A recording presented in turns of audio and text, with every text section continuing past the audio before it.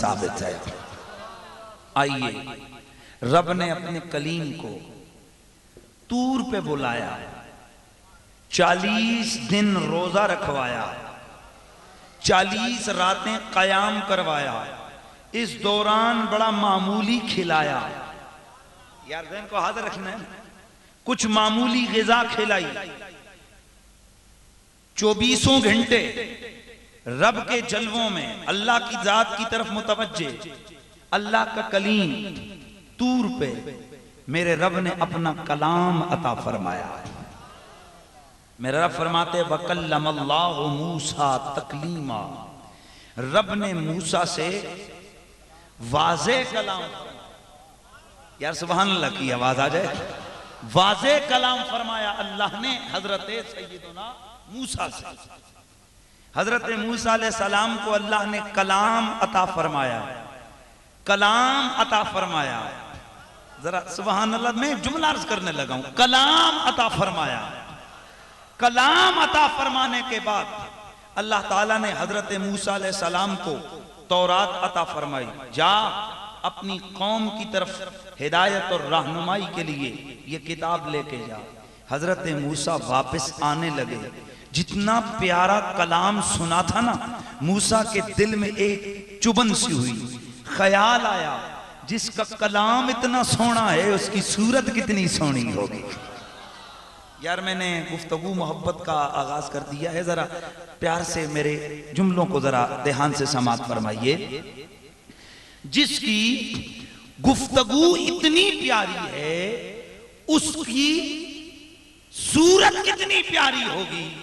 اللہ اکبر، رب قدیر کی بارگاہ میں رب کے کلیم نے عرض کر دیا، عرض کرنے لگے ربی ارنی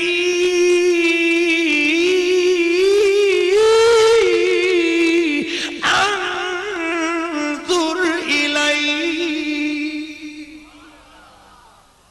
یار توڑے تے قرآن دا بھی اثر کوئی نہیں ہوندہ، سیر نہیں ہلاؤ نا، زبان ہلا چھڑو۔ بندہ 4 کلو دا سیر ہلاوے تے 2 تولے دی زبان ہلانی بڑی آسان ہے، سونا ذرا سبحان اللہ دی آواز آ جاوے۔ عرض کی حضرت موسیٰ کلیم اللہ نے، اے پروردگار میں تجھے دیکھنا چاہتا ہوں، میں تیری زیارت کرنا چاہتا ہوں۔ میرے رب نے جواب فرمایا لن ترانی، تو ہرگز نہیں دیکھ پائے گا۔ اب یہاں میں ماتمی حضرات کی تفسیر امام حسن عسکری کا حوالہ پیش کرنے لگا ہوں۔ وہ لکھتے ہیں کہ امام حسن عسکری وہ لکھتے ہیں کہ کوئی بھی اس کا حوالہ ہے، توجہ کرنا، اس کے حوالے سے ان کی کتب میں لکھا ہوا ہے کہ کوئی بھی امام فضول بات زبان سے نکالتا ہی نہیں، کوئی بھی امام فضول بات زبان سے نکالتا ہی نہیں ہے۔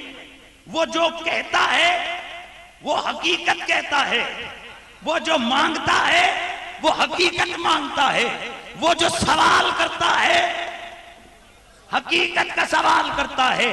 تو جب یہ عام امام کی بات ہے تو رب کے پیغمبر اور رسول کی تو بات ہی کچھ اور ہوگی۔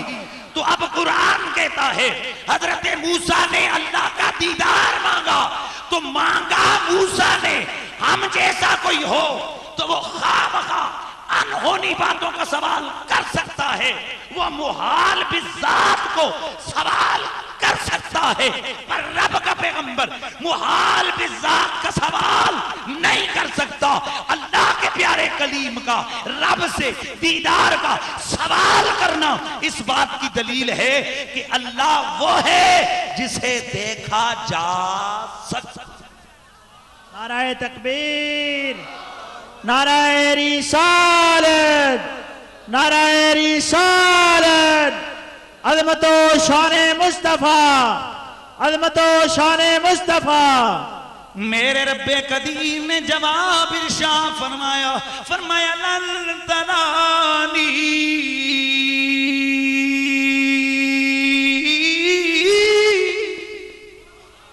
اے میرے کلیم تو ہرگز نہیں دیکھ پائے گا.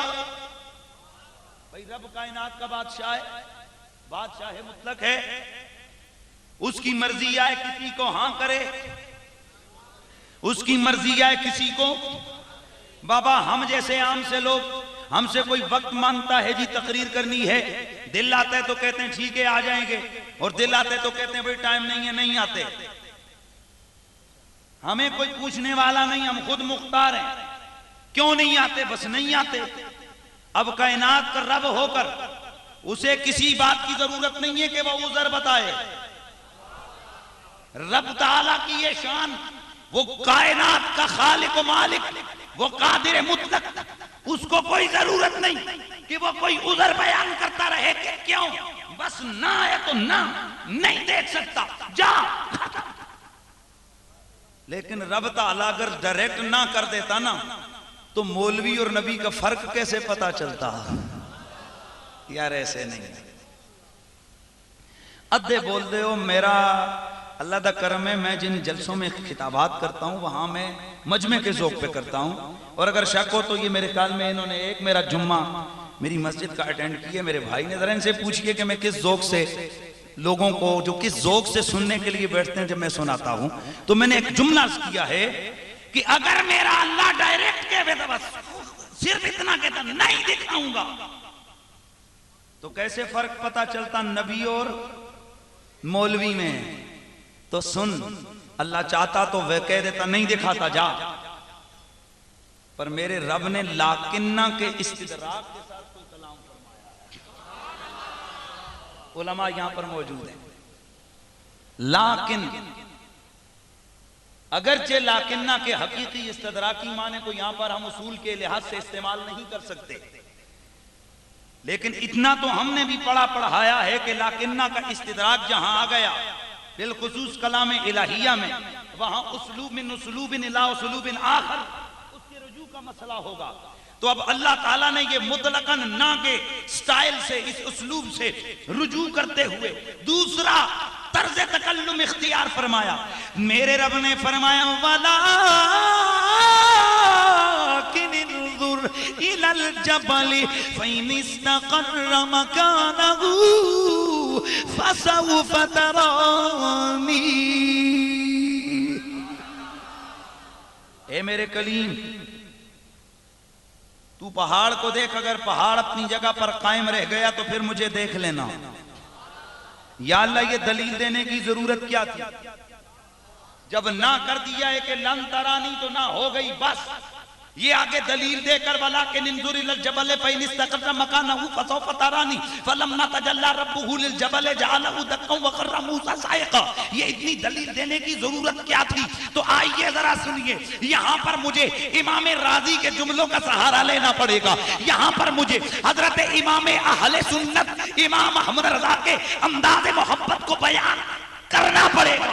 مجھے یہاں پر علامہ صاحب تفسیر روح البیان اسماعیل حقی رحمت اللہ تعالیٰ علیہ کے انداز فکر کو بیان کرنا پڑے گا. علماء کاملین فرماتے ہیں رب چاہتا تو کہہ دیتا جا, نہیں دکھاتا. لیکن یہاں پر لاکنہ سے کلام کیوں کیا؟ کیوں؟ آئے ہائے, بات تو صحیح تھی, موسیٰ نہیں دیکھ سکتے تھے, لیکن اگر ڈائریکٹ نہ ہو جاتی رب کے کلیم کا دل ٹوٹ جاتا. اور علماء فرماتے ہیں اللہ تعالی جہاں قادر مطلق ہے, جہاں جبار ہے, جہاں قہار ہے, جہاں قدیر ہے, جہاں خبیر ہے, جہاں علیم ہے, جہاں بصیر ہے, وہیں پر وہ اپنے محبوبوں کے ناز بھی اٹھانے والا ہے. وہ اپنے محبوبوں کے ناز بھی اٹھانے والا ہے. تو اللہ نے ناز اٹھایا اپنے کلیم کا, فرمایا کہیں میرے کلیم کا دل نہ ٹوٹ جائے. اللہ اکبر. اے میرے کلیم پہاڑ کو دیکھ, اگر پہاڑ اپنی جگہ پہ سلامت رہ گیا تو بجا, نہیں تو دلیل مکمل, نہیں تو دلیل. فَلَمَّا تَجَلَّى رَبُّهُ لِلْجَبَلِ جَعَلَهُ دَكًّا وَخَرَّ مُوسَىٰ صَعِقًا. اللہ کریم نے